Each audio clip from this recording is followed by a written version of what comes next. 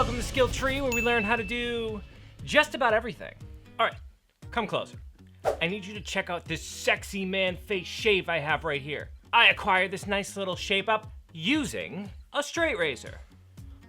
And not just any straight razor, I made this straight razor from just crap I had laying around my house. Now this is one of those projects I've wanted to do for like ever, but I've always felt like the skill valley was just kind of too far. Like I've always felt like a straight razor is something people who know how to work with metal just use to flex. Like I made this incredibly delicate and beautiful piece of equipment. But because of the nature of this show and us just trying whatever to see how far we get, I decided to give this thing a go, and I am so glad I did. Because I love how this came out. It is the blade of shaving. Is it perfect? Absolutely not. If you are somebody who makes these, you'll probably cringe a lot while I'm doing it. But it does work. It is form and it is function. This thing is awesome. I'm super happy with how this came out. And more importantly, by tackling this thing, I learned a lot. All of which I'm gonna show you now. That's why you're here. Let's level up this skill. Prepping the steel. So as I mentioned, I made the blade of shaving from just stuff I had around the house. The blade itself began its life as a lawnmower blade. A blade which, by the way, belongs to a lawnmower I haven't owned in years. Everyone said, why do you hang on to it? You won't need that again. No, I greedily held on to it, and they all laughed. Who's laughing now? Now, I did read on one of the various forums that I was checking for research that lawnmower blades often are made out of a softer metal, not ideally suited for anything that needs to hold a sharp edge. This is because your lawnmower blade hits like a rock or something, they don't want it to shatter and explode into shards of metal, they want it to bend.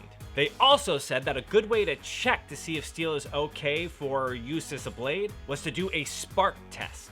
This is basically where you take like a grinder or something and you make the piece of metal shoot sparks so you can kind of see what it's made out of. If the sparks are fairly short and make these little flowers on the end, the odds are that it can be hardened. Now, if they're long sparks with no little flowers like that, or very few little flowers, like this piece of steel I got from Home Depot here, then the odds are that it's gonna be fairly soft and it won't harden enough to hold an edge. And in doing that test, it looked to me like this particular blade is made out of at least a good enough metal. The sparks were real short and had little flowers at the end like they described it. So if you're somebody who works with metal a lot, tell me if I'm doing that right down in the comment section. Again, it does seem to be holding its edge really well, so I guess. So yeah, at least on the surface of the thing, having assessed that this particular piece of metal would work, I still had to flatten it out because it had the steep arc shape to it. To accomplish this, I fired up my little backyard forge and got this piece of metal cooking. Click up here if you want to learn how to make your own backyard forge.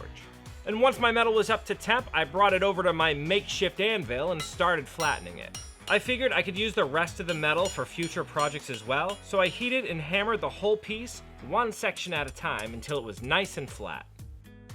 Heating up the metal like this is also really necessary because it anneals or softens the metal, making it more workable. Otherwise, you're gonna go through all your grinder blades and everything just trying to cut the stuff. Okay, and with that, our metal is all prepped and we can move on to roughing the blade. In this step, we will cut what will become our razor out of this freshly flattened steel. But first, we're gonna need to design how this whole thing's gonna look. Using the power of Google, I was able to find this document explaining all the different tips and grinds common with straight razors. I also learned that the common kind of width of the blade ranges anywhere between 3/8 and 6/8 of an inch. And yeah, for some reason, when sizing out straight razors, it all goes by eighths. So right there, I said 6/8 rather than 3/4. I don't know why. If one of you could tell me why, that'd be great. So with this in mind, I decided to lay out my razor with a 5/8 width and this fetching Spanish point. I don't know, it just kind of looks elegant but still dangerous. I know all the points, they have a reason, like the rounded ones are safer to use, and like a spike point is more dangerous but nimble or something like that. I would love to say that I was highbrow enough to choose it because I liked how it came around my no man, that looks cool, so I'm like, yeah, that one. I'm a simple man. And using some other pictures that I found online as a reference, I landed on this kind of flowy tang tail design with these finger grips, leaving the entire steel part of my straight razor to be exactly 5 inches long. And happy with this look, I went ahead and cut out my template. Using some sandpaper, I prepped the area that I would cut the razor from and hit it with some spray adhesive. Then I stuck on my paper blade, making sure it was firmly in place. Now locking it in a vise, I used my angle grinder to cut out the section I wanted. Then I began to cut little teeth into the metal all the way up to my template. It is way easier to make these plunge cuts than it would be to try to meticulously cut this shape out. And once I get my metal into this Satan's comb configuration, it's easy work for my grinding wheel to just take off the little tines. Then using kind of a gentler touch, I further roughed in the shape, leaving me with this ugly but definitely razor-shaped metal blank. Also at this point, I checked kind of how it felt in my hand to make sure I kind of liked the overall length of it. To get to this point, it probably took me about a half hour, so if I didn't like it, I could have just restarted. I didn't waste a lot of time. But I did like it, so I took it to my sander for a quick pass to make it look pretty. So at this point, I had to decide what kind of grind I wanted on this blade. So the grind is like from your spine here at the top to your actual blade down here at the bottom, all that space in between, how you taper that off. That's kind of what the grind is. And fam, it turns out there's a whole bunch to choose from. Each one apparently with their different pros and cons. Now though, I'm certain that this like basic wedge shape would have been me sharpening it to kind of a point, no fanciness at all, would have been super easy to do. But I of course figured if you're gonna be a bear, be a grizzly. So I decided to do this half hollow grind. Now, bear in mind, I've never hollow grinded anything, half or otherwise. So yeah, I was nervous going into this. That means I need to fairly quickly taper all of this material down onto the sides. Again, I'm gonna be going for this shape right here. But before I did that, I needed to know where it was all tapering to so that my blade would stay nice and straight. To do this, I took a black Sharpie and colored all along the bottom of my blade. Then I used a 1/8 drill bit to score a line right down the center of the space. So because my metal happened to be 1/8 inch thick, the point of a 1/8 inch drill bit is right in the center of that drill bit. So it ended up being able to draw that line just perfectly down the center of my blade. I then used like a 7/16 drill bit to mark a line where I wanted that hollow to begin. I'm not sure if where you mark that line is particularly important. I just wanted to make sure I had some sort of guide so that it didn't end up like all wonky on one side and straight on the other one. With that all laid out, I went to my belt sander to start removing material. I alternated between using the rounded sections to start hollowing the material and the flat section to make sure everything stayed true. So quick note here, most blade makers have these awesome grinder setups that honestly I think most of them made themselves, but those often have some really nice rounded grinding surfaces with a larger radius than what I'm using. As a result, the material removal wasn't as even as I wanted it to be. This is just because that smaller radius tends to dig a lot more. Now I went really carefully and it did get me to where I needed to go, but those small variances do show up later on when we're sharpening the blade. But with the shaping where I wanted it for now, I went ahead and drilled in the pivot hole just behind my finger grips along the tang. I used a 1/8 drill bit for this as to allow for one of these nails to just pass through. You'll see why in a little bit. For now though, it's back to the forge to harden my steel. I just got my blade up to temperature and quenched it in some canola oil I had just for this purpose. Now, because I'm still fairly new to forging and this blade is so thin, I was really worried about leaving it in the forge for too long. As a result, I didn't form this little tip, but I figured it was a pretty good one, so I wanted to share it. So an easy way to tell when your steel is ready to be quenched is to try to stick a magnet to it. Steel becomes non-magnetic at about the temperature when you'd want to quench it. Also, with this being so thin, I was really worried that when I'd quench it, it would bend or warp somehow. To my surprise though, it stayed perfectly straight. And I'm gonna chalk that up to luck, because I did nothing to purposely make that happen. I wouldn't even know how to ensure that didn't happen. Anyways, from here I did a little preliminary sharpening and overall cleaning of the blade with buffing wheels and sandpaper. And for now, we're gonna put the blade aside and move on to making the scales. The scales are just these two pieces of wood or bone or whatever you make it out of that make up kind of the handle here to add stability and also a place to stow the razor when you're not using it. To make my scales, I decided to use this piece of 1/4 inch oak that I just had lying around. This is where you can tell I'm just stuck in my house during quarantine. I'm just looking around like, lawnmower blade, leftover wood, some nails, what can I make? Now, using my blade as a guide, I marked off a spot to cut just so I could have a smaller piece to deal with. Then I drew the shape of my scales around the blade, using a nail to pivot the steel to make sure I can plan the space accordingly. Next, I very roughly cut out the shape with my jigsaw and true it up with my sander. Now, normally, scales are like 2 pieces of thin material and a little wedge kind of put in the middle of them here, so it leaves this open space for this to be able to dip into. I am not in possession of anything, no table saw or planer or whatever, that can get that material I had to be that thin. At least, not in the time frame that I had to work on everything I'm working on here. So to work around this, I first use a pencil on its side to mark a center line along my wood. Using that line as my guide, I carefully cut down the center with my pull saw, stopping just short of the end. By leaving like a 1/4 inch of material on the end, it gives me the same effect as that traditional method of making it, of having that wedge in the middle there. And seeing as how I just threw this together, I was stoked at how well my razor sat in that space. So I went on to even up the thickness on both sides with some sandpaper. Once that looked good, I lined up my razor and used it to mark where I wanted the pivot hole to sit. And this is one of the spots where I messed up. So because I wanted these nails to be able to fit inside of those holes really snugly, I decided to use this neat little trick that I've used before. All you gotta do is cut the head off of a nail and then use it as the drill bit. But if you're smarter than me, you'll remember to pre-drill your hole before you try this. Yeah, I broke it. So upset. So I cut, sanded, and drilled again. But this time, I both pre-drilled and waited until after the holes were in place to cut in my slit. The pre-drilled holes and the thicker material just made it so the more meat there and it wouldn't split as easily. That being said, it was kind of a happy accident because the second time came out better than the first time. Oh, and in case you were wondering, I added that second little hole here just because I thought 2 rivets would look better than just the one. It does nothing, it's just for looks. Now, because I am incapable of letting one project go by without letting my nerd flag fly a little bit, I found an English to Elvish translator and got my Cinderin on. It says 1 shave to rule them all. Sorry, ladies, I'm taken. It's her own damn fault, she said yes.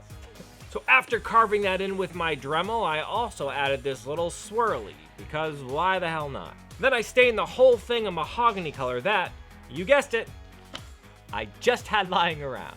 Seriously, I did no shopping for this project. So from the get-go, I 100% intended to use this razor. This means being in the bathroom and on my sink, it's gonna be in very close proximity to water. So to protect the wood, I busted out some boiled linseed oil and filled this can of undetermined origin. It may have had alcohol in it. Who can say? Then using this bent up piece of wire, I hung the scales and completely submerged them into the oil. Now, I know this is probably overkill, but I wanted to make sure I got all the oil inside of this little slit here and made sure everything was just as protected as possible. So with that all taken care of, we can finally get to assembly. So as alluded to earlier, the blade and the scales are going to be held together with rivets made out of these common smooth shank nails. To do this, I first nipped both the point and the head off the nail, leaving me with this piece of metal that's about 1 inch long. Then I slid it into place through the scales and the hole in my razor, and began tapping one end with a ball-peen hammer. As I strike at it, the nail starts to mushroom, taking on the shape of a rivet head. With that side shaped up, I cut off the excess metal on the other side, leaving about 1/8 of an inch showing through. Then I banged away at that end until it was tight to the wood. And check that out! So, after taking a lawnmower blade and forging it so it's flat, and then cutting it into this shape and hollowing out the blade, and then working on this whole wooden part and shaping it to my will, the part that gets me the most are the rivets. It's stupid and simple and just awesome. Like, I think that's so cool. I don't know, it's just the simple things, but I really dig that you can just kind of clip some nails and make some really like cool hammered looking rivets out of it. Okay, so after putting these awesome rivets in place, I couldn't help but notice how much my carving just kind of blended into the rest of the wood. To remedy this, I just hit the face with some shellac. Once it dried, I filled the carving with some black acrylic paint and just wiped the excess away. The shellac makes it so that the paint doesn't stain the wood at all. And after the paint dried, I just hit it with shellac one more time to lock the paint into place. And with that, our razor is looking sexy. It's also just a sexy paperweight because it's dull. To remedy this, let's move on to sharpening. So because I thinned out this blade so much with the hollow grind, I was able to start my sharpening at around a 400 grit, and then I worked my way up to about 2000.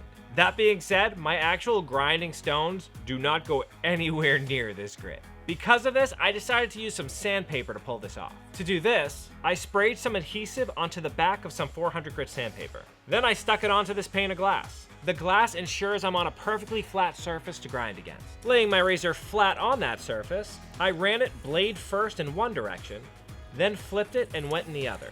Using this method, I slowly worked my way up to higher and higher grits. Now to put a real razor's edge on it, I busted out this jeweler's rouge I usually use for my swivel knives, and this leftover leather strap material. I simply loaded up the flesh side of the leather with my rouge, and then ran my razor along it in this figure 8 pattern. Now I'm not pushing down hard, but just letting the razor glide along the surface. So remember when I said how the grinder I was using to hollow out this blade didn't make things super even? This sharpening step is where it shows. You can see that the toe of the razor is grinding more than the rest. I think this just means that I left more material there, so it's a little bit fatter than everywhere else, and thus it's grinding a little bit more. That being said, it doesn't seem to have a negative effect on the blade. It just made the sharpening process a lot longer because I had to knock that down before it would actually sharpen all the rest of it. It also kind of dampens the look of it because you have this nice straight line otherwise, and then you have that toe which kind of comes up. I don't know though, I kind of dig that it's rugged looking. I'm definitely in one of those schools where I don't need something to look perfect. I like the fact that this looks like I made it. This is made by me. And the next one I make by me is gonna look better than this one, and I can see that evolution, and that's cool. And most importantly, it shaves! It is officially a straight razor. It is straight, and it is a razor. And it's a good straight razor. Like I said, I used it to shave my face, like to shape up my beard and stuff, and it went smooth. I didn't get any like razor burn or anything. Like, it works well. Again, it's perhaps a bit wonky and definitely not expertly made, but it's mine and I love it. So, funny story, I didn't like the first take of me testing it on my arm because it turned out a little blurry or whatever. So I ended up having to do it like 3 times. Look at how much hair I shaved off my arm for you people. It's a good thing I'm stuck at home. I mean, I don't mind you seeing my half-shaved left arm. You're the fam. You don't care. Others out in the world, they might think I'm weird. A knife! Another knife! Ow. At least I was close. You were close. They may be onto something, if I'm being honest. Anyways, that is my straight razor build. I hope you enjoyed it. If you did enjoy it, why don't you give me some of that thumbs up love, and do not forget to subscribe so you know when I release new content. Also, if there are any skills you want to see me cover, leave it down in the comments section and I will add it to the list.